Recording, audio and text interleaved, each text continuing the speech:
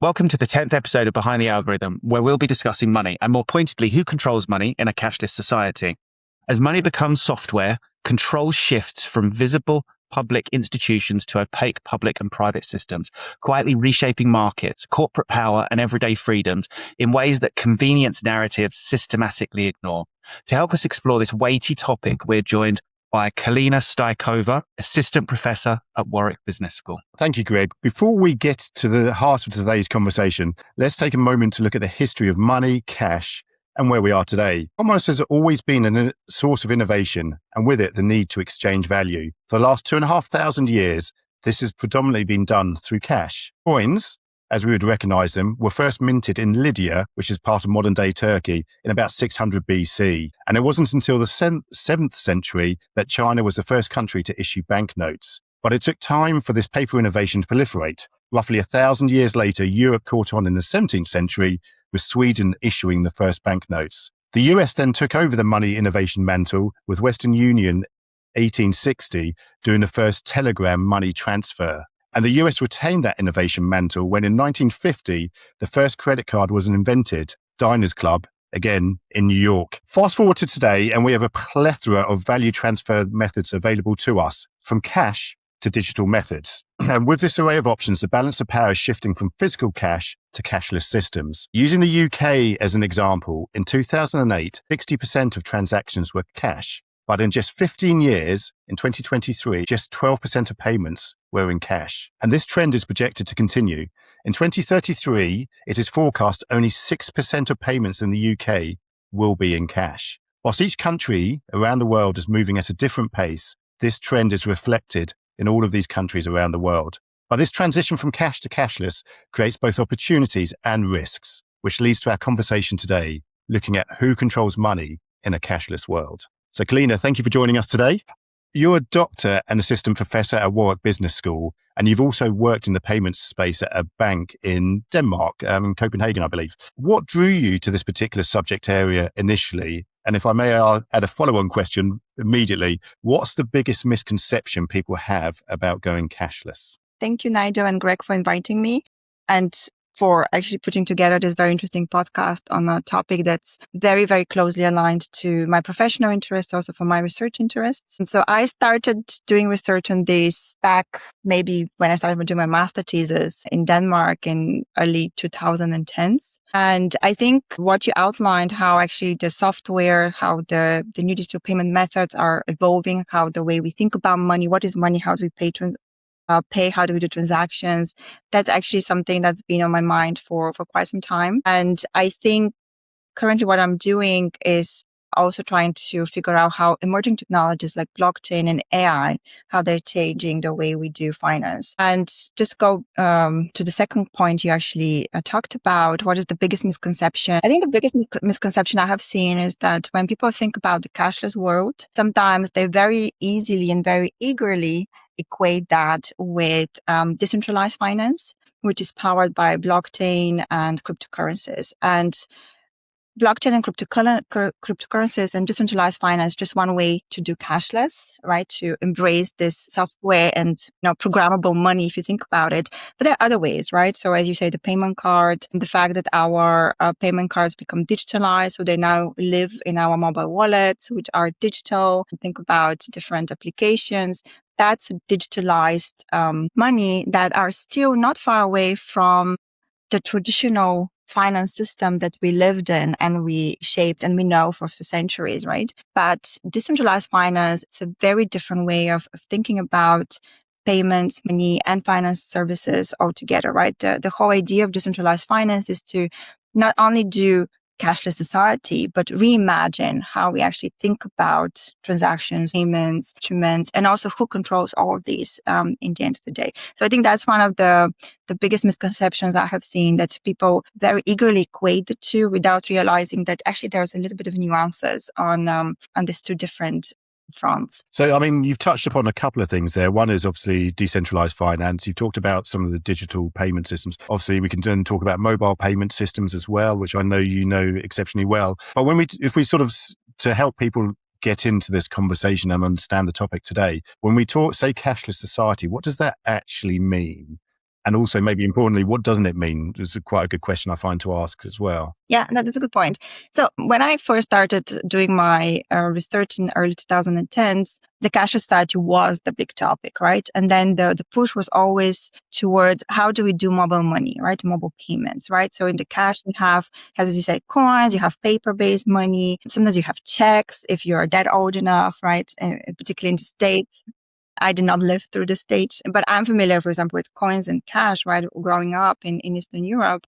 And then, of course, it became the payment card, which is kind of semi-physical, semi-digital, right? You still have a physical one, but physical artifact, but it allows you to do something electronically. And then, of course, the push was of putting this physical card on a digital artifact. So you don't really need it anymore, right? You just need your phone and go and tap and you complete your payments. So I think I would say that starting with the physical card where you actually put your payment instrument, where you kind of put your money hypothetically or symbolically there, that will be the start of what I call the cashless world, right? Where you don't have the physical money, the physical exchange, something tangible, but we put it into some kind of a instrument, we put it behind some zeros and ones, put in some systems, then becomes like a symbolic value that actually kind of drives our world. So this is how I normally think about it. And for me, the biggest push to the cashless society really came into trying to convince people to move away from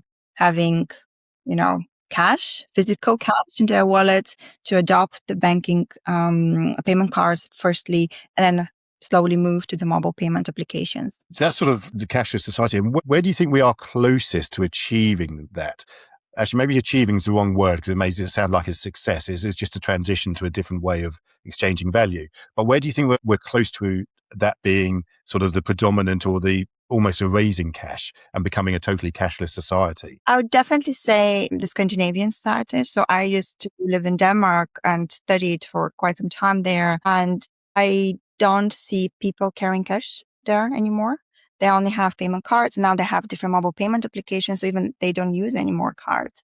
So these societies are one of the societies where you said you give this little statistics around how Britain is going to look like. I have to say that maybe around 98% of all transactions are completely cashless, right? That was a big issue of, for example, what about some people who are going to be excluded from this? For example, homeless people, how are we going to give charities to homeless people? And the solution for that was actually to equip the homeless people with machines that can read and accept payment cards. And that's what the society has done. So I think this is also something that's not going cashless. It's not something in the future. It's already here. And it's been, I think, in the Scandinavian societies for quite some time. I think you're going to see it also surprisingly in societies where are with emerging economies. So sometimes when I go to India, I see this quite often. You have a very much cash-based society where, everybody uses cash and that's how you have to go around. But you see a lot of rapid proliferation of mobile payment solutions like QR codes. So now I can go to India and, for example, see a vegetable store owners having a QR code displayed next to their vegetables, and everybody can just go and scan it because everybody has a phone. And maybe these people do not even have a bank account, but they can just put some money in a prepaid account and utilize it, right? So that's also quite interesting development where I think one of the misconceptions is we should not expect that only well-developed societies that have embraced digital technologies to a larger degree, have stable internet connections and so on and so forth, have a high level of literacy. These are societies that will benefit the most of the cashless society, and they will go there first. I think we're going to see very interesting jumps or leapfrogging across these different emerging economies as well. I was going to say, does that lead us to a world where actually banks become irrelevant in certain countries because actually you don't need a bank account because the store of value is actually done on your device rather than actually through a traditional bank? I mean, that's probably a whole different conversation and a whole new world. I don't want to, maybe that's something we'll get back to later. So Greg, I was going to say anything to add on this point? Yeah, actually, I wanted to then, really interesting that you mentioned about Scandinavia, 90% of all transactions are cashless. And then you sort of go on to say that homeless people are now being given card readers, which I've thought about a few times. Why can't that be a thing? I don't know if that is that government mandated that they're issued them. Oh, Yes. interesting. I think you also have to figure out how the societies are structuring, right? So these are small societies, particularly Denmark, where I used to be, right? So compare this to UK. Obviously, you're looking at a very different scale, very different mix of population. But yeah, in Denmark, government can actually go and take care of these issues, and it's not such a big of a cost in the end of the day, right? For them to do so. But I think also we do expect to see also, homeless people having their own mobile phones, right? So they can also accept payments on their phones as well. So there are different ways of how people have approached it. But as I say, this is not something recent, right? So I went to Denmark in 2011, and ever since then, I've never actually have used at all Danish currency, right? Yeah. So that was something that fundamentally is not a recent phenomenon. It's been there for at least 8 years. Yeah. So I want to use that as the jumping point to sort of say, from the perspective of emerging economies, it looks like financial mobility. It looks like financial freedom. But what I would like to get your perspective on is when those payment systems are taken out of the hands of sort of government control, or maybe they're using state issued currency, but actually it's through a payment gateway or mechanism which is owned by a private institution. Where does the power to approve or block or kind of set the conditions between who can move money, how it's moved, and all that regulatory bit, how is that then controlled? And I'll sort of touch on another point there, that within that, and I was doing some research before our podcast, and bank issued credit and debt now outweighs state issued currency by a factor of 3 to 1. So actually, financial institutions have a far greater stake in society's access to money than government does. So does that then impact how the structure of those payment systems are regulated, are monitored, are approved, are blocked, all that kind of thing? Yeah, definitely. And I think, as you said, I think banking, financial services is consistently becoming portrayed as a critical infrastructure. Yeah. That is like this foundational, societal level infrastructure, which if it crashes, if it's not maintained properly, if it creates problems, scales very quickly across the whole society. And therefore, because of its centrality and importance for everyday life, not only individuals with businesses, government pays, of course, much more closer attention to it. And that's, of course, done through regulatory oversight. And I have to say that we have seen a myriad of emerging players. So we normally think about big banks as the main players, or big established financial institutions as the big players. I think since 2008, 2012, at least the European Union, there was this push of having more fintech startups coming up, right? And trying to do more of these agile, innovative ways of how we can think of doing money, right? So some of the very first innovation when it comes to e-money, the prepaid accounts, they did not actually come from banks. They come from small startups. Telecom operators were also a very, important contenders in early days of, really challenging banks, right? So that was the one of the biggest issue. I think now currently mobile telecom operators are a little bit, stepping back and letting the fintech startups take, a more active role in shaping this. But I think at that time, regulators were really worried about this, what they called a level playing field. So think about the Payment Service Directive that came on the 2008, 2012. The whole idea was to say, you banks have become a little bit too big, a little bit too less innovative, and maybe that was not good for the end consumer. They didn't have much choices on different financial products. They didn't have much choices when it comes to what are the services they want to get, maybe with a little bit of variation. But at that time, the regulators said we need to, encourage a little bit more competition, a little bit more innovation. So they decided to create different regulatory regimes, right? Fundamentally, if you want to be a bank, you need to be extremely regulated. And there's a very difficult and very complicated application process that you have to go through, and of course maintain your regulatory compliance status. But they say, well, that's too cumbersome if you're coming from a small startup somewhere in Luxembourg, right? So let's create regulatory regimes which allows us to be innovative for financial products to customers, but we do not have a significant regulatory burden, right? So we have these ideas of e-money institutions, the payment institutions. So many of the new banks, which you also might found in UK, or some of the more advanced fintech startups are regulated like this, right? So it's not like they're not regulated. It's not like the government is not having an oversight on them, but they have made the conscious decision that we should not regulate them as the way we regulate a bank. And that's because the risk is less, right? So it's really about a risk-driven regulation. And they said, well, if these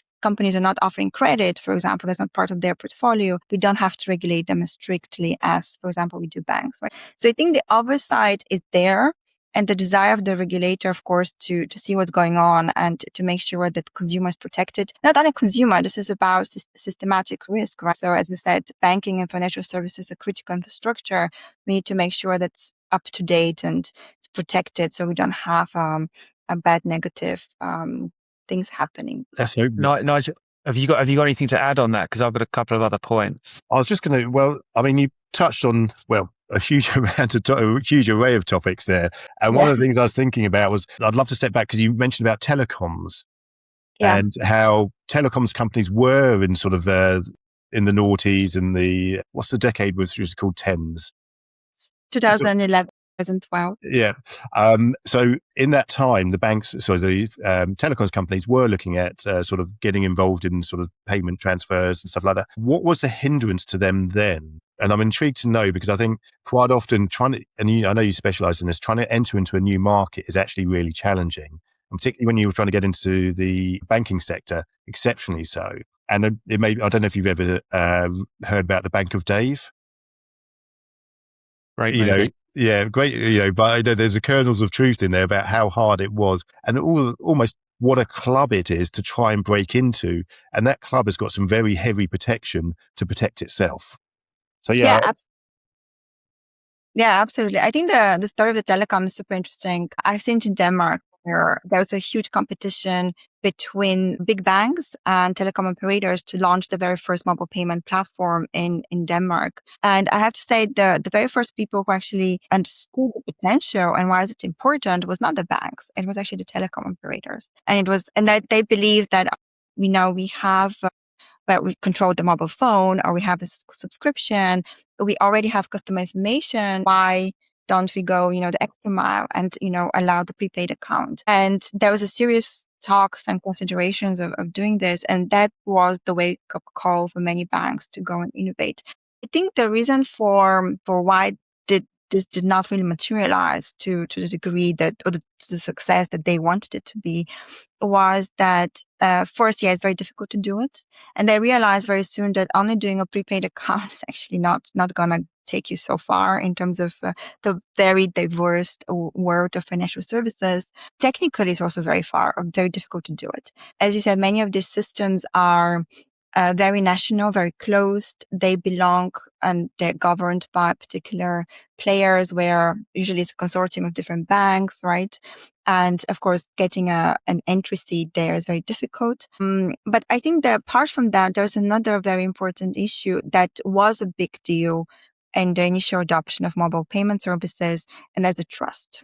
Consumer trust in provider, right? And you may say whatever you want for banks, but we know, because they're regulated and because they have to do all this very important oversight, we do kind of expect that, we can trust them to some degree, right? Whether you believe personally that's true or not, that's a different story. But maybe we have a little bit more trust. And compare this to telecom operators that are not regulated to the same level. They, of course, regulated for different things, but not for payments, right? So I may trust them for, delivering a great telecom communication service and provide a great customer service, but do I trust them for oversighting my money? What about fraud transactions? What about different things, right? So many people are also a little bit skeptical in that particular part. And that, of course, creates a whole bunch of issues for small startups, right? Fintech startup, which nobody has heard of. What are your capabilities? And yes, you're regulated, as I said, and you still need to do some basic know your customer verifications and stuff like this. But do you actually have the capabilities? And even nowadays, if you open the newspaper, you're going to see a lot of news titles of fintech companies who are a little bit not so how to say, stringent with their anti-fraud capabilities. Let's call it like that, right? So in this case, trust was a big... trusting. They're very trusting of their customers. Very trusting. Yeah, they're very trusting. I think the issue with those sort of apps is that it's a drive for critical mass. And to achieve that critical mass, they've got to get as many people on the platform as possible, which means they probably have to lower that level of KYC to the point of they can just get people using the app and drive the engagement. But I want to use that as the jumping off point, if I may, for talking about sort of when non-banks become part of that critical infrastructure. I've got a stat here that according to MasterCard, 2/3 of their transactions in 2025 were contactless. Of those, reports vary country by country as to sort of how many of those were then sort of using mobile wallets. Some countries is around 20%. I think it was the US was about 30, 35. And then I think Ireland was about 50. I think advanced nations like Scandinavia,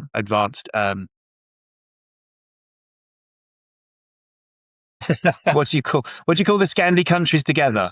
I have to cut this bit out. Well, they're called Scandinavia in general, right? Yeah, but what do you call it? It's a region. Sorry. When you think about the Scandinavian region, they are very advanced, and I think they're about sort of 50% plus. And the point is, what happens when Apple, Google, and Meta start becoming the gateway to then allowing people to use their bank to pay for things? They're at the moment they're a middleman. What happens when they cut that out and then you're just using Apple? And we do trust them, right? Because they host our cards. I've got like Quick Pay on Apple Pay or Google Pay. I shouldn't probably tell the whole world this, but my credit cards are all connected. Right. And that's the kind of convenience thing that we talked about from the start. And we do trust them. So at what point do they then themselves sort of cut out the banks, the credit card companies? Yeah, that's a good point. And I think that was a big worry for many of these banks and also mobile payment provider, small ones, right, the fintechs. In around 2015, 16, that was all the talk. But if you actually look into how they did it, all of these very important international players that you mentioned, Greg, they don't do it themselves. They are powered by bank partners. And that is a conscious decision because, again, if you think about it, these companies are famous for consumer innovation. And this is what they do well. Now, if the moment you actually want to tap into the payments, you have to build a significant team of payment experts, and not just people who know how the things work, but also you have to connect to the systems, right? Technically, that's very complicated. And there you, of course, make the business calculation is, should I actually spend a lot of money and efforts and resources and building payment capabilities myself to disrupt somebody, or should I actually just plug into the system and utilize what's there and then just focus on what I do best, which is the consumer interface, right? And the whole experience in that sense. And I think that's the decision that probably was made here.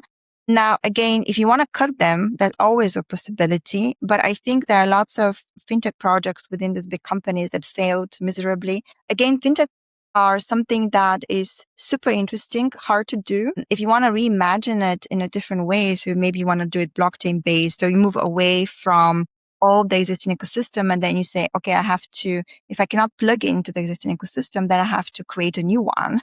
That's also a very complicated thing to do technically and also, of course, from pure ecosystem perspective view. So I think in this case, also think about this company is so big, right? So payments maybe is not, that's something they want to play at, but maybe that's not going to be the core of your business anyway, right? That's something that it's nice to have, right? It's a good thing to have. And definitely is very powerful, but in the end of the day, is this where I should spend the majority of my time and efforts, or maybe I should go and do other projects, right? So that's always a kind of a consideration you might have. So I think if you also look into how their fintech strategies evolved of these big players over the years, I think they're pretty comfortable with the existing partnerships, and partly is because they can dictate the terms of the deal. So to say, they're powerful enough to do that, right? So if imagine you're a small startup in Luxembourg and you want to play with the big banks, right?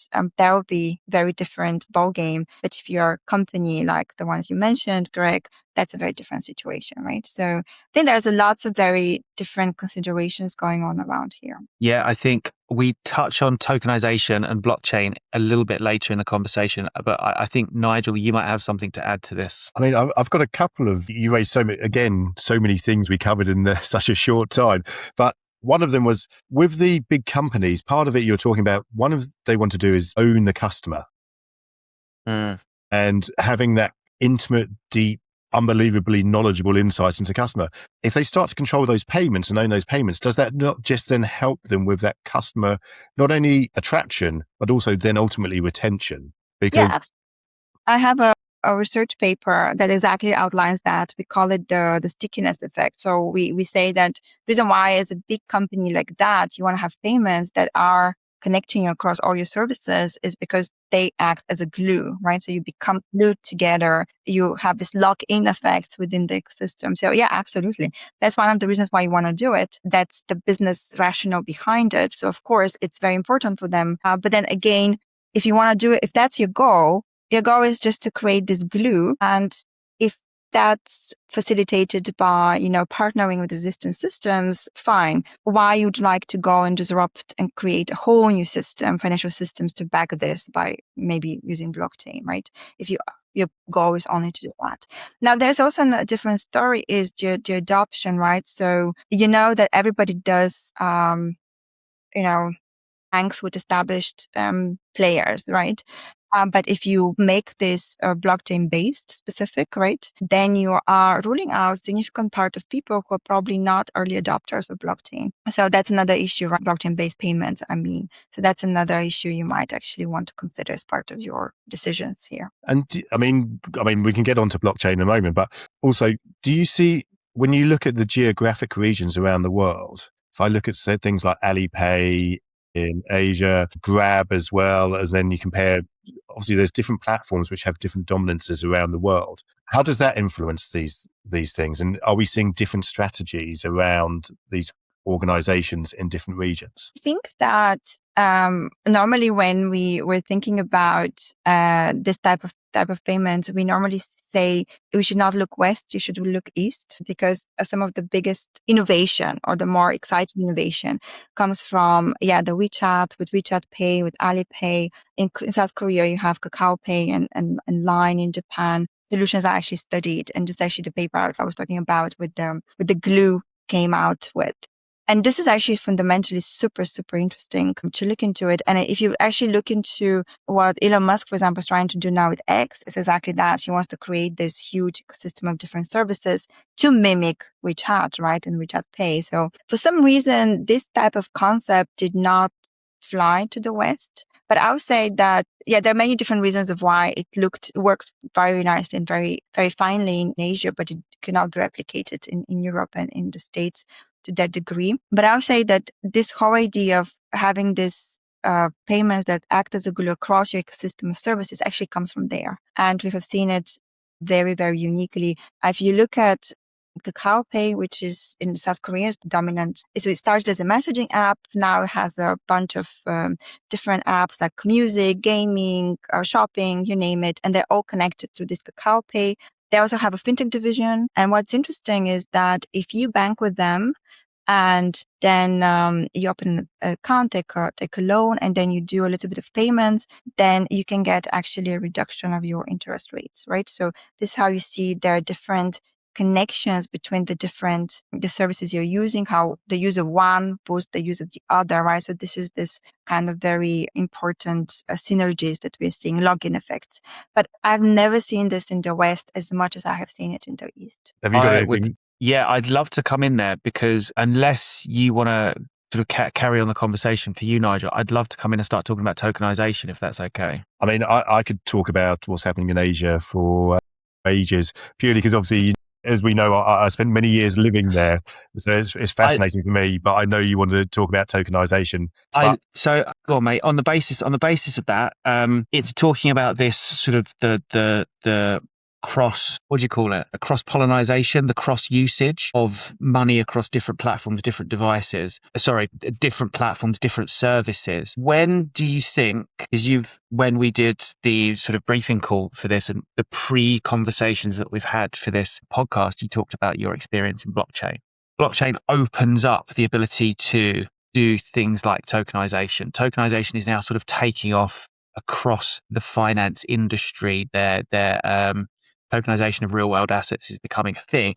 But one thing that I'm sort of really interested in is when corporates, and that could be everyone from Tesco to Apple, start sort of moving their loyalty tokens or their loyalty benefits to a tokenization system that is actually money that you can use in the real world. Thinking like Robux, for example, which there's like 700 million in circulation. When does that start bleeding into the real world and become an asset that we can use to pay in store? And one of the thought processes I had for this is Jamie Dimon, CEO of JP Morgan, was initially cryptos, said 5 years ago, never going to get interested in crypto, don't want to do it. And now their Chase app is going to be integrated with your Coinbase wallet, allowing you to be able to pay for things using cryptocurrency or stable coins or whatever it might be. So is there a world in which you see tokenization kind of taking off? And it may be even replacing sort of money as we know it, state issued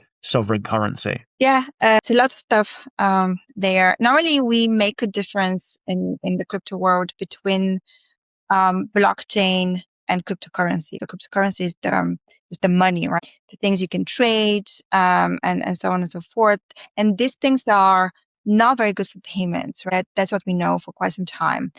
Why is this the case? Extreme volatility of the prices. And there are lots of people who actually try to solve this issue, and they come up with this idea of stable coins, right? So until you have something more stable that we can actually peg the very fluctuating prices of any cryptocurrencies, we can't really use it for payments. And that was a big issue back in the days. I remember in one of the biggest waves of cryptocurrency, I think it was 2016, in Denmark, we have bars and shops where you print these things that you can pay with Bitcoins here, right? And that was heralded as the new thing, right? And something that within 1 or 2 years, everybody's going to have these.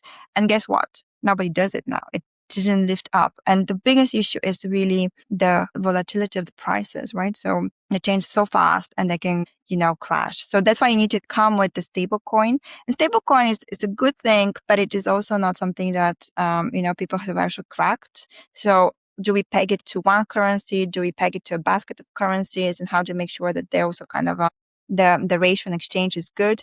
I think once you start doing this, people become a little bit more assured because there is a way out of this. But I think we'll see, in the future, whether that's going to go. But the other thing you mentioned is the tokens. And this is actually where we look into blockchain as a technology that becomes infrastructure, right? That is just, it's not like whether we come with a different type of currency altogether, which is, portraying different part of value, but just a blockchain as a different infrastructure that help us transact, right? And here is actually where this tokenization, this is where all these different smart contracts, different consensus mechanisms comes into play, right? So can we actually do that? I think for me personally, this idea of tokenization, the smart contracts, that's more promising than actually going to chase the cryptocurrency, new type of currency, new type of capturing value type of discussion. And I think this is actually where, from the people I know, this is where we have actually seen the biggest advancements and the biggest confidence from regulators, from institutional players in this particular stuff, right?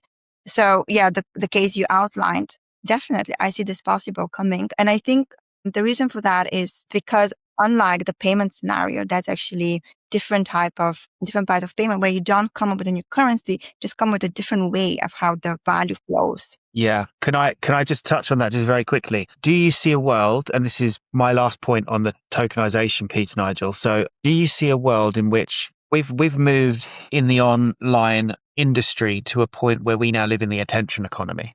And the attention economy is that incentives are driven by engagement. Kalina, you talked about stickiness. So Apple has a stickiness, both from a closed ecosystem perspective, but also because everyone's always on their phone. Same with any sort of OEM manufacturer. And then the apps themselves also have their sort of stickiness incentives. We talked about apps having lower kind of KYC thresholds because they want to get people on the app. They want to get people using it. So we live in this attention economy. Do you see a world in which, and I think you might have touched on it, where there are different values, there are different ways you can earn those tokens? So if we look at some gamified industries, we'll notice that you earn points for engaging. Those points could then be turned into a token, turned into a currency, which you can use in store. And I think sort of the most obvious case of that is loyalty points for your local supermarket. The more you purchase there, the more tokens you get. Those tokens do equate to a value in a sense. They are kind of meaningless, or Avios or flyer miles or stuff like that. What happens if you see a world in which the digitization of everything that we do and the sort of rise of digital currencies, CBDCs, well, not CBDCs because they're state issued, aren't they? But corporate backed money could sort of interject, and you earn money for doing sort of engagements with that company, with that organization, with that platform. But then that becomes like a standard currency. Yeah, I think you're basically saying here, our attention becomes a currency. Absolutely. And this is not something that we are, so far away from it. So the examples from Asia that I was giving you, they're actually doing the same thing, right? So this gamification, most of the users who belong to these ecosystems, closed ecosystems, then they stay there, transact in different services and products, and they gain points, and they can, carry them on to different services. But this ecosystems are closed, right? So now the biggest push, as you outlined, is can we actually take these points and make them for something else out there? I believe we can to a degree, and that will be part of your ecosystem, right? The easiest way to think about it is if I am, somebody who issues these points, loyalty points, and so on and so forth, I will ask some of my broadly connected ecosystem partners, but it's going to be merchants or whatever it is, to accept these loyalty points. Right? And I will be the guarantee or whatever it is that if something goes wrong, I will come and solve the issue with these particular ones. Now, for moving this out and me going out and using it in the real world, like going to my grocery store and using it, I think that's a bit more tricky, particularly if you don't have any particular contractual points to the ecosystem provider, if you wish, or the ecosystem orchestrator who issues these loyalty points, because there's a big uncertainty and so on and so forth. So I think these things we're going to see more. The attention will become a currency. You can use it to a closed, semi-closed ecosystem. I will be very surprised if we see it spreading out. And the issue with this is we're going to see a lot of loyalty points. So if I'm a merchant, why do I want to deal with loyalty points from 100x providers, right? That will make a huge hassle for me. And so that's a different issue that you might actually want to consider. So I think in terms of being widespread, I think that's probably not going to happen, but you see a lot of these because they have a very important role of being a currency to kind of make you stay locked in your ecosystem. Now, there's a different issue on this is, will a regulator allow for this to play out, right? Because you call it attraction. Some people call it also addiction, right? And we know that there are lots of regulators who have been a little bit worried about how addictive social media platforms or other different platforms have become because they actually use some of these purely psychological tricks to make you stay within the ecosystem, right? So there's also a different thing to worry about, which would be the regulatory aspect on this. So I think we might have seen people who try to maybe tone down this a little bit, particularly if it becomes a little bit more sensitive and more dangerous for users. So what you're saying is I can't take my Sainsbury's Nectar points, go to the bank and use that as a deposit for my next property? I'm afraid not.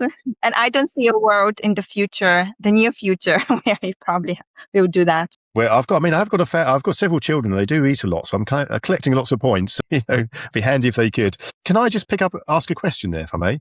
One of the things you touched upon is and you went back to it, is around the ecosystems around in Asia and how these ecosystems are working over there. And earlier on, you said that those ecosystems hadn't necessarily taken off in the West. And I was intrigued to know why. What are those differences? What's culturally, human Great behavior? question.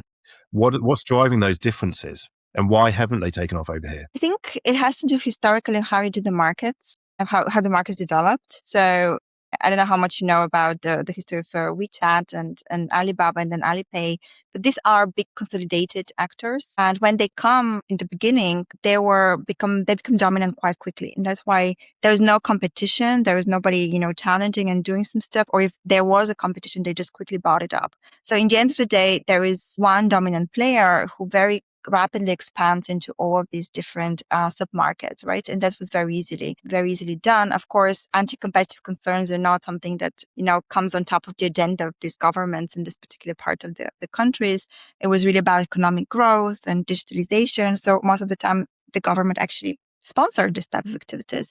And I think it has to do with, the lack that you just don't have this type of a very fragmented competition that we have actually seen in the West. Think about how many companies are doing social media platforms or how many people are trying to do delivery markets. And we don't have this diversity in Asia. Normally we have one big player who kind of emerges and consolidates everything very quickly. And from there, that allows them to go and actually, consolidate the other industries around it. And because of that, as I said, that becomes a dominant player. Everybody's on this platform. There's a very strong network effects kicking in here. And that allows you to recreate this ecosystem. Now, that's very different from, how we do things in the West, mainly because you have much more fragmented markets, much smaller players. And I think maybe it's just a timing issue. If you want to recreate this model right now in 2026, good luck. It's very difficult, because you have people who've already established patterns. They shop in one place, they do financial services from other place, they do their gaming in different place. And, connecting all of this in a bigger ecosystem, that's difficult. But I think the timing was very right and very ripe in these countries where the services actually came from there. That was one of the issues. I don't know, Nigel, do you have other way of thinking about it? I mean, I found it because I left Singapore in 2018. And I spent almost 12 years living there. I saw in Singapore, in Southeast Asia, it was Grab. That was it was Grab. Predominant platform. And I saw the rise of it. And I remember thinking to myself, how challenging it was. Not challenging. So I remember thinking to myself, Grab was a taxi app initially, which I had on my phone. And so, Greg, is it just me? I can't hear Nigel very well. Mine seems okay. Yeah. Nigel? Yeah. How's your internet? I can hear you, Kalina. Maybe there was a bit of internet spike or something like that. But what I was saying was can you hear me now? Yeah, I can hear you now. Okay, good. What I was saying was in Singapore, Grab was the main app which I used for getting taxis. And then all of a sudden it proliferated out to doing grocery, financial services, and a whole plethora of different things. And for me, as you rightly point out, anecdotally, for me, it was about, I bank with this organization. I do my financial planning with this organization. And I had a very segmented and almost regimented view of how I do things. And from a personal perspective, I didn't necessarily like the consolidation into one location around all of that information. And I suppose what I really didn't like was having one organization having all that data on myself. And so that's kind of leading to maybe question I was going to ask is, do you think part of this is around cultural behaviors? Whereas in Asia, it may be quite okay to provide and share with the government more data because it's perceived as for the greater good. Whereas maybe in other locations, we have quite a strong personal sense of self and therefore our own identity and therefore don't want to share that. And so these platforms have more difficulty entering that market. Yeah, absolutely. I think the sentiment towards privacy is very different, right? And sometimes it's not even your choice how private you want to be in some countries, but definitely that's not there to the degree that we have it in the West. I also think it's also a network effect, right? So sometimes you have these, people that may not like, I don't know, WeChat or Alipay or something like that, but they say, well, everybody does it. So, I have to be part of it, right? So that's the entrenchment here, right? And that becomes very difficult for somebody else to come into the market.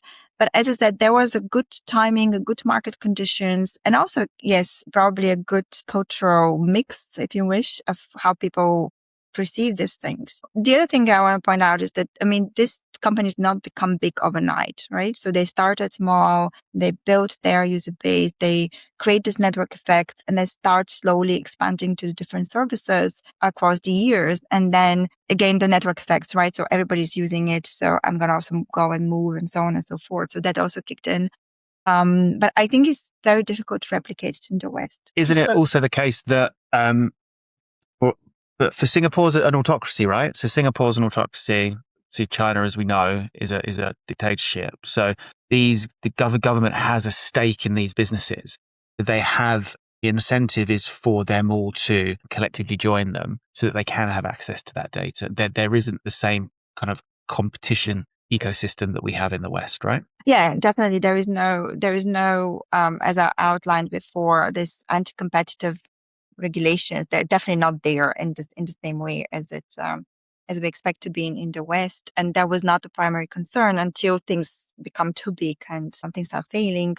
And I think that that's not only for social media platforms. If you look at how the whole industry and how these markets develop over time in history with these big conglomerates like Samsung and LG and all of this, that's how they're kind of embedded in the culture and also kind of embedded and facilitated by the market and how the government thinks to create this type of consolidated big players. And that's accepted in the mind of the consumers. Do you think it will happen over here? Do you think that we will get the equivalent of Alipay or Grab or WeChat and we'll have those dominant where there's the all-encompassing? Do you think it will work over here? And if so, what do you think they need to do to make it work over here? Well, that's a good point. Yeah, I don't know. I think we will definitely start seeing big ecosystems like Amazon, Apple, and so on and so forth. But I think these people are a little bit more selective also when it comes to their brands. They tend to play a little bit more conservative in these are my core strengths, this is the main value I want to do. So I'm just going to do it, right? And the rest, I might be a little bit more conscious of where I'm focusing my efforts. And I think the issue here is also, if you think about Kakao Pay and WeChat and Alipay, these are the most innovative things in the country, obviously, the most innovative platforms. But I think that, user interface, how to say brand, that's not the primary thing, right? So there's not big thought on how do I make my consumers happy every day. So if you actually look at the very early launches of all of these services, there was a massive outcry from merchants and consumers. I'm talking, for example, for Alibaba, of how bad the interface was because they don't do, very good investigation to this. Now, of course, this changes, but that's very different because Western consumers do cater a lot to this, how user-friendly it is, how innovative it is, how sleek it is. People like to explore, to go and look into it, different services. And I think if you create an ecosystem like that, you have a very big task of maintaining equal quality across all of these things, which of course is very difficult and costly. I think in the Asia part, that might be a little bit more forgiving, so to say, by some consumers. I mean, so go on, Greg. You mentioned, thank you. So you mentioned earlier about our sort of Scandinavia, 98% of the country is now making payments using their phone, essentially, is what you're saying, right? So what are the absolute worst case scenarios if we have a completely cashless society, do you think? They're quite a lot. So because it's supposed to be like critical infrastructure. So imagine I rely on my digital payments to do everything from grocery shopping to paying my bills to I don't know what, right? So imagine all of this is down due to some kind of operational issue or maybe a cyber attack.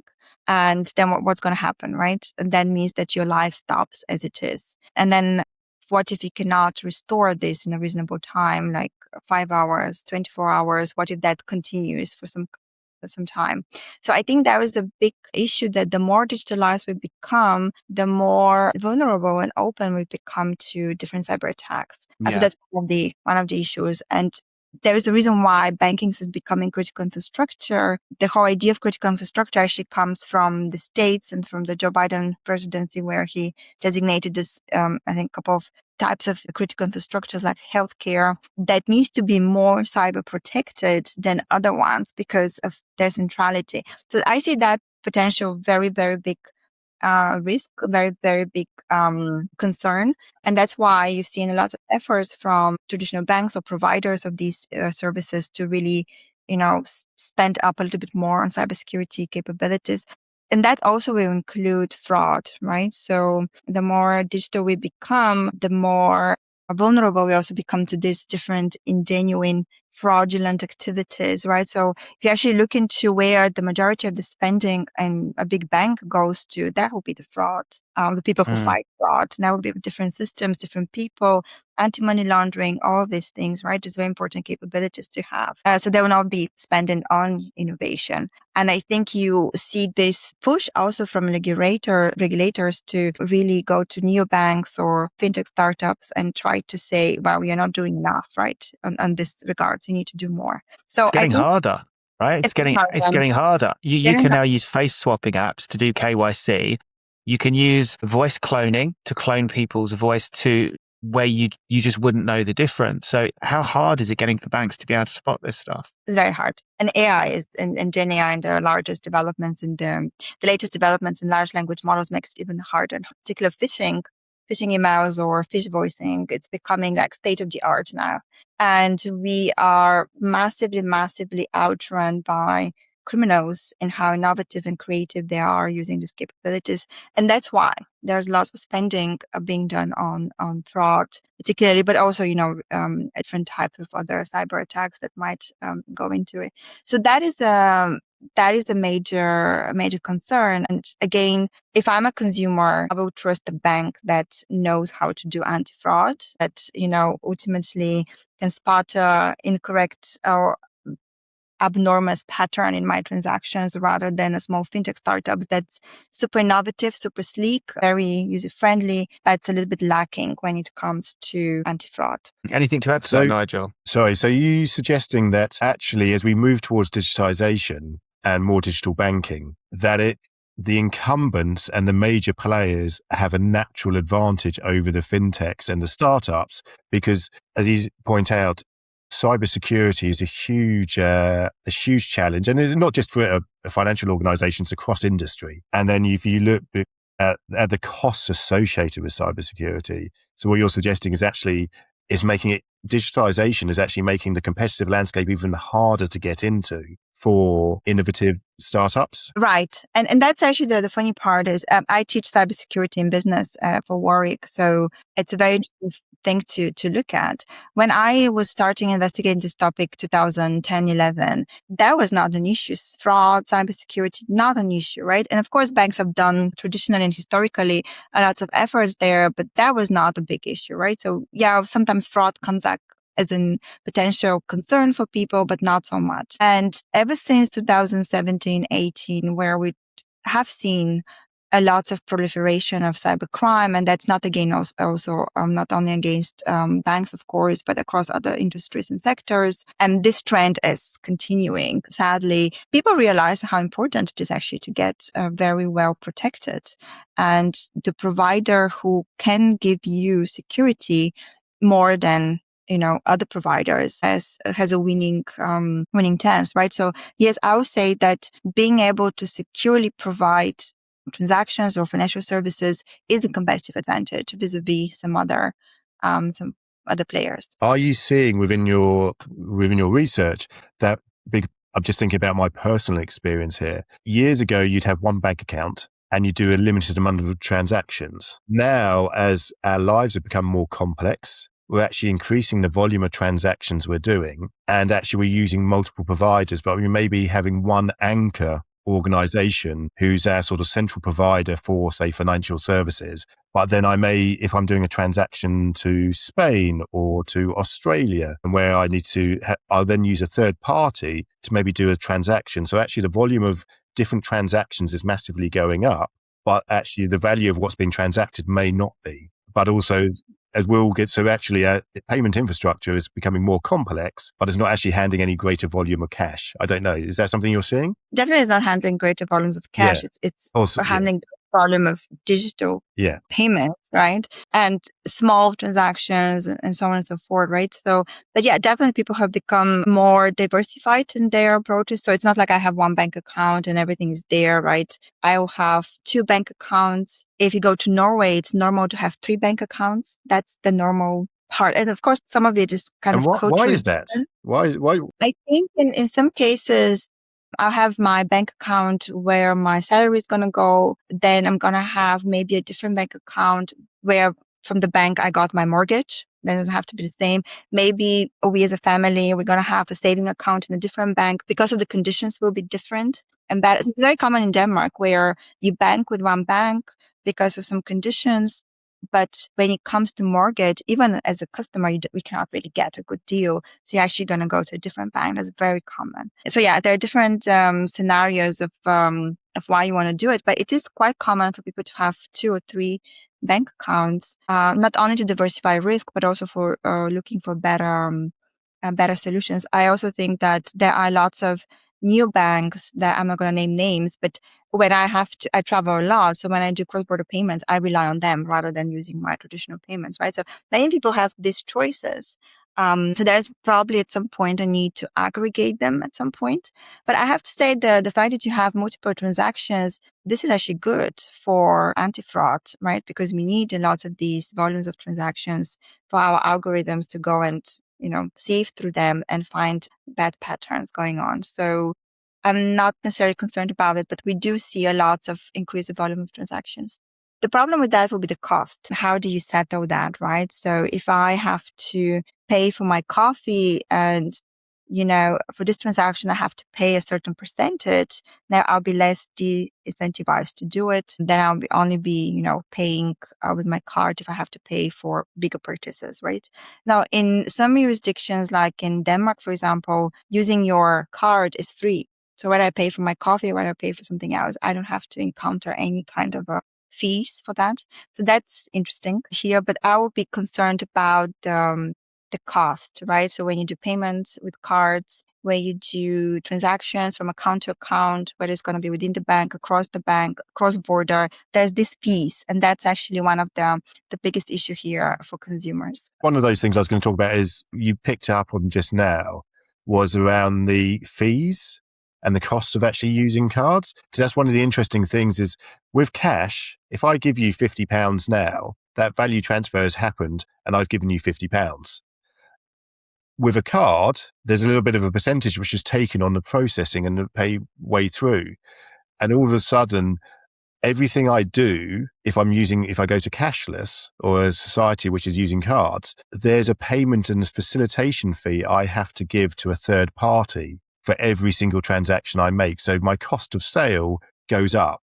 And now I know you have a issue with cash. There is a cash management fee as well associated with the handling of cash. And almost perversely, the larger the organization, the smaller your cash management fee seems to be. And it's more as a percentage of your total costs. Whereas for a smaller organization, actually the cash management fee is a lot higher. Mm-hmm. And I do find it fascinating how there's almost a barrier to entry and how cards almost going back to an old-fashioned way where someone else is taking a percentage of your earnings just for letting you have money. Whereas with cash, no one else is. Yeah, that's true. That's true. And again, that was a huge adoption barrier, right? And the reason why you asked me at some point why Scandinavian societies are so forward to that, part of the reason was because they decided that they will not have a transaction fees for using these payment cards and later payments, right? So it'll be free for the user. Now, the other thing is that payment systems are quite complicated. So I don't know how you think about what happens when you put your card in a payment terminal, what happens. But there's a very complex system being triggered. There's a multi-party system, right? And some of these fees are not even dictated by the banks. They actually belong to card providers. and different settlers and so on and so forth. So it's a huge, massive system that's very archaic and very costly to maintain, very old in terms of IT development. So that's kind of the issues going over there. But I think there are lots of smart people in the banking world that are doing quite interesting stuff to reduce these fees significantly, or at least to abolish them as soon as possible. It is a challenge. I spent several years consulting for financial organizations, and I appreciate how often, or even any organization, when you're a legacy business, you have legacy infrastructure. So your costs of doing your operational costs do go up, and you need to maintain that infrastructure as well, because you can't just switch it off and go, right, we're going to start afresh. So I do appreciate how complex it does get. One of the things I'd love to really hear your views on is around risk. And you talked earlier about cybersecurity, cyber attacks, and Greg mentioned it with the increasing vector of, you increase the surface area of cybersecurity by going, with digital platforms. It's very hard to hack a £10 note, whereas a bank account or a telephone is a little bit easier. Where are our financial systems trying to guard against? Is it against the criminal, or are we seeing increased state actors actually being the biggest threat to our financial systems and that critical infrastructure? When you say state actors, you mean foreign state actors? Yes. Or adversarial state actors? Governments. It's actually both, right? And the word of cyber criminals, it's so vibrant and so big, and it comes from individuals. But we have collectively seen something called professionalization or commercialization as well of cybercrime in general, right? So where you see organized groups that actually operate very much like business groups, having a CEO and a different business person and so on and so forth, trying to design this type of cyber attacks. So we have seen, individuals, and most people think, it's like a lonely hacker, so like a 17-year-old somewhere in their bedroom trying to hack something. We have some of these, and some of them are good, but I would say predominantly we'll see a lot of these organized criminals that form some kind of a crime syndicate that are after money, and they have been extremely, extremely specialized in how they operate. Now, when it comes to state-sponsored, we have seen also a lot of these. And normally the issue will be a bit different. Normally they're going to do disruption in your services. So they're going to do a DDoS attack, for example, that will make your services unavailable for certain time. You might have seen a wiper malware that's going to, turn your computers blank. So you're going to have lots of damage being done there. But when it comes to fraud, that's probably not their favorite tool, so to say, because I don't know if you think about it, there is a very complicated process of cashing the money out where you have stolen them, right? So that's a whole different field to look into it. So how do you do the payout of these, right? So there's a very complicated schemas involved there. So we do have, of course, nation state actors like Lazarus Group that probably comes from North Korea that is doing also fraud against big banks in order to generate cash for the regime. But we don't really see that much, that much level of attacks, particularly against the financial services area. When it comes to fraud, there will be more in terms of DOS attacks or something, major disruptions around it. But I have to say that it's changing fundamentally, right? So, and it's much more serious, much more frequent, much more innovative, extremely difficult to detect. That's why it requires a lot of capabilities that you need to build there in order to prevent them. And I'll say that you see a mix of both. Maybe geopolitically, the last 1 or 2 years, you've seen a little bit more geopolitical motivated hackers using different techniques. But you also still see fundamentally just the typical old fraudsters, right? But this time they don't operate individually. They operate in a highly commercialized, highly structured, highly specialized ways, right? And they are very, very, very skillful. It seems almost bizarre, Greg. I mean, I'm sure you think the same, that people are going to put a job advert out for a hacker and say, right, I'm going to interview you and can I see some examples of your work? Yeah. It's a strange world. As I was I know that there's some organizations that exist. I could go on Google now and I could search for organizations to carry out fraud for me. As you were talking, I typed into Google, probably it's going to be on the dark web, but hacking bank accounts. I reckon if you gave me 20 minutes, I could probably find some companies that will do it for me if I pay them either a percentage or an upfront fee. And that's very common, right? And it is becoming, as I said, professionalized, right? Now you have a customer representative that you can contact, and so on and so forth, right? And you don't even have to go to the dark web for doing these things, right? So most of the time as well. So I think it's becoming scary because people also kind of, make a business out of it. So that's, they normalize it like this. That's just a legit way of doing stuff. So yeah. So if I think it's quite. I was going to say, so if we spin that around, how do we manage that risk? What do we do to shield ourselves against that? Well, that's the $1 million question, right? So I think lots of people are trying to build, defense capabilities within organizations, which is basically having a good cyber security hygiene in your organization, which starts from having a good technology controls in your organization, but it also comes down to training your staff of, don't click on the phishing email, right? So that's actually phishing campaigns. Many people believe it's like a isolated attack on its own, but actually this is normally the very first step in a broader attack sequence that might actually lead to a ransomware case or a DDoS attack. So the phishing campaigns are not just isolated. And not only train your employees, but also train your customers, train your users, because often it starts there, right? So I receive an SMS or email from my bank of basically impersonating my bank to review my account details. So I think that's actually something that we are lacking quite a lot. There's lots of focus on let's train our internal staff, let's build the capabilities. And many people have done lots of good efforts in this. They forgot the poor user in the end, and they also need to be trained in this. I think parts of it is also having very strict demands, regulatory demands for compliance. And I think this is actually what we're seeing. We've known that banks were a little bit lenient around it. So that resulted in a number of very important breaches. So there is now more and more demand that, get your house in order, right? Cybersecurity prepared, invest in the right capabilities at the right time. And I think there's still lots of work to be done, but it's getting vastly better than before. Still, sadly, cyber criminals are outpacing everything we do on the defense side. But yeah, it's an interesting world. It is a very interesting world. If we took a step up and looked at a societal level, because obviously what you've spoken about just now is the enterprise level and the sort of system level. But what do we need to do as we move towards these cashless systems? And I know Greg and I were talking about this the other day when as part of our research calls, talking about, say, in Sweden, where countries have backed away from going 100% cashless and really promoting it, going, actually, you need to start preserving cash. And I know even in the research we were doing for this call, the government in the UK is looking at what is the role of cash in the system about creating that really resilient infrastructure you spoke about earlier. So where do you think that right balance is? What do you think we should be doing to ensure if we were in a horrible situation when we were maybe at war or a sort of grey war, what do we need to do to make sure that we can still go and buy our fruit and veg, our groceries, and just get by on the day-to-day basics? I'm not sure whether having the cash in the way we have it currently will be fundamentally the solution in that way.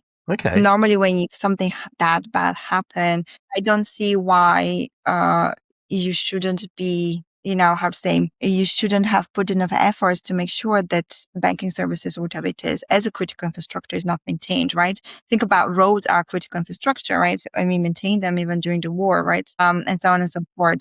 So I think the other thing is, of course, making sure that's absolutely protected and maintained. But also, as you said, have a plan B, obviously, if that's disrupted and you can't really get it back. In cybersecurity, normally when you cannot access your systems, you're going to go back to the paper and pen, right? So as you said, probably having a little bit of cash circulating might be a good way of doing it. I think maintaining a whole cash reserve just for this unlikely event or maybe likely event of having to deal with such a big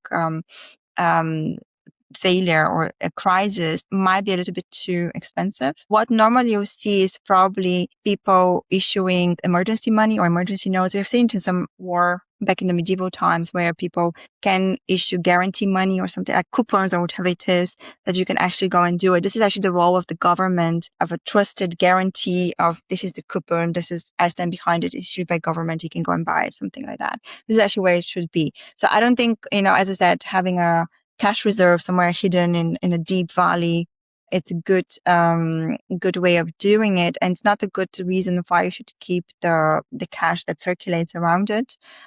But you definitely have to have a plan B. So if this happens, if we cannot be digital, how we can still sustain ourselves as an economy. Fascinating. I'd never really considered that. In my mind, you've planted the idea that I can start printing out my own money on my printing machine. I'll just load up the paper now and off I go.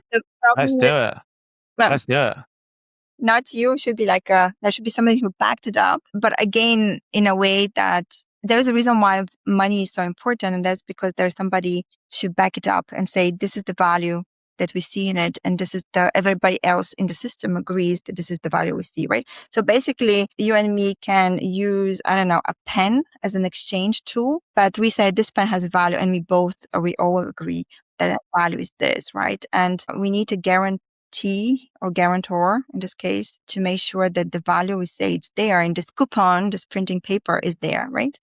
And that's the reason why you cannot go and print your own stuff. That's a shame. That was a good thing. Again, if I have a print money and you have a print money, can we actually agree on the value of exchange? Maybe. But if you have a different 10 other people, that becomes much more complicated. I think, so on the governance side of things, as payment platforms become internationalized, who should be responsible for setting those governance rules? Is it down to private enterprises or is it down to governments? And what happens when those systems are domiciled or headquartered where it may not necessarily, where it's still transacting locally in a different country? Who should be responsible for setting all those rules and the governance?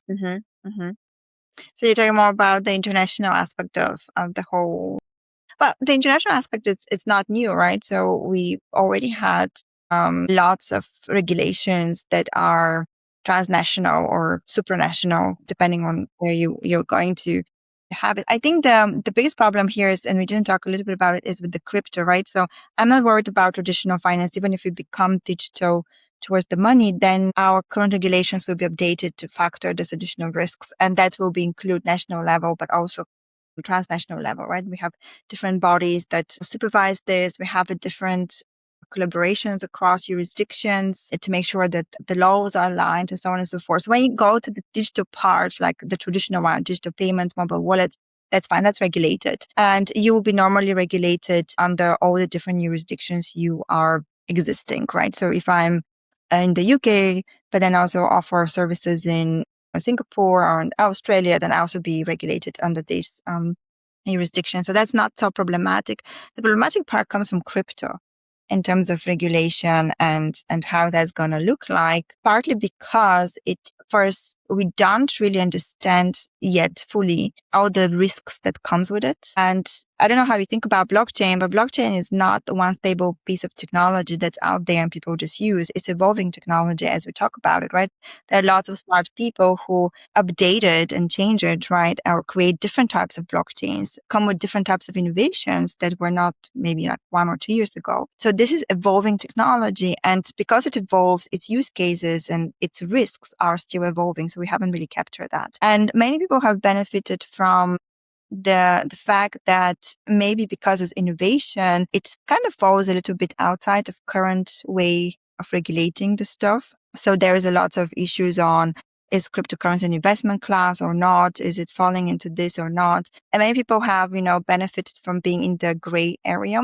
Now we are seeing a push in regulatory level to bring all of these under regulation. But there is a little bit of, as I said, lack of visibility on what actually is going on. So what are the rules that we need to set in a way that we don't stifle the still ongoing innovation, but we still make sure people are protected. And so I'll say that that's something that it's more worrying for me. And the fact that even if you are now currently in the States and you operate a crypto business, you still have a very big regulatory uncertainty. And I have heard many people who have, cryptocurrency businesses or blockchain businesses asking the government, please come and give us regulation because we need to know what are the rules within which we can play. And now if you're doing this across border, it becomes even much more shadier and riskier, right? Because think about how blockchain-based payments will be regulated in jurisdictions that are, I don't know, not so stringent in terms of regulation.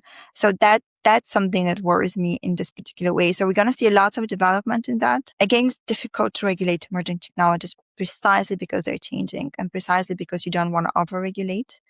And we've seen it in the AI as well. That's a very good example of how do we regulate AI, right? With the latest AI EU Act, which was not so successful as it's supposed to be, right? Exactly because of that. We don't want to overregulate something. So that's a very important question. I mean, we could do a whole new episode on the EU AI Act and also the different regulations around the world and lack of. I mean, the premise for that question, one of the things I was fascinated about and we were fascinated about was you alluded to earlier that the existing financial systems work and it's okay and they're safe. But that's also assuming that the systems and the politics around the world remain stable. But what we've seen is obviously a destabilization of the traditional way of politics and the way powers behave. And I can think of, I'm sure we know which country I'm thinking of right here, where all of a sudden when the platforms like Google and other services which we rely on have been told not to deal with these certain individuals or these certain governments because all of a sudden the people in the White House don't like that government today or that individual because it's acted in a way which they don't agree with. Traditionally, government would have kept out of those decisions, but now it seems that government's getting more involved in private businesses and dictating to them sometimes who their clients may or may not be. And so that's really where that question was coming from, was actually, do we need to be concerned about that? Because could you be debanked? And who's responsible for saying you're debanked? If I'm domiciled, if I live in the UK, could someone in the US say, we don't like Nigel O'Neill anymore, he's been really annoying and we want to debank him and he's not allowed to use any of these payment platforms. And so where does that influence is then all of a sudden no longer... Right. That depends on what you're going to post in your social media, right? Yeah. This particular it's all going to be nice. I think going back in terms of regulation, when it comes to government meddling on and telling you which countries you can or not deal with, that's actually not completely new. You might think it's new because it was done in a very vocal way and a very under the spotlight way, but that's not new. We've known that countries have done this before. There are always a list of companies you're not allowed to trade. That's because of national security interests or because of other stuff, right? You might, of course, abuse this list, and that's a whole different discussion. But, government saying for whatever reason, don't do that. There's a blacklist, right? And that's not a new invention, right? Maybe it's becoming a little bit more in a spotlight because, as I said, of different tendencies, but that's not necessarily an issue. Of course, there are questions of how reasonable it should be, right? So there should be a very good reason of why you don't allow this company to go and trade with a particular state. Now, what you're probably alluding is that this kind of powers are abused. People have a bit more liberal of how you interpret that and so on and so forth. There are mechanisms, of course, to challenge that, and particularly in the States, that will be through the Congress and so on and so forth. What worries me more is, as you said, the latest part, which is the individual level, which shouldn't be the case, right? Unless you are a criminal and unless you have related law, and then you are convicted in a court of law, you should not be the case, right? And I think there are different, systems or different measures you can take against that. Now, having said that, we live in such a weird world that people can interpret things the way they want. I do believe that's just a matter of short-term mandate problems for some individuals, and maybe we're going to go back to normal, where we're going to have the system will not be abused in the way it is being abused. But as I said, I don't believe we're going to see a world, and I hope not, where your account can be closed down because you've been a bit outspoken, right? That should not be the case, and you should be able to have the remedies legally or other means to fight back against that, right? This is how the system has been fundamentally built. So I do not think, we are heading that way. Maybe currently it sounds and looks like we're heading there. I hope it's a temporary glitch, but it shouldn't be like that. Me too. I hope we're not heading there. I think that's a great place to end on. And you've been very generous with your time. How can people that listen to the podcast find out more about you, Kalina? I think I'm part of the Gilmore Center for FinTech at Warwick Business School, and we do have a LinkedIn page, and we also have a number of different reports coming up. So it'd be great if we can connect with people there. And I think Greg and Nigel, you're going to share some of the social media handles we are using. Yeah, we'll put them in the show notes. Absolutely. Perfect. Yeah. All right. Well, Kalina, it's been an absolute pleasure talking with you today, and we hope to get you back on again very soon. Thank you so much, Nigel and Greg. It was great. And I think we have many other things to talk about. Lots. Yeah. Thank you so much. Perfect. Thanks, everybody. Okay. Bye-bye. Bye. Bye-bye.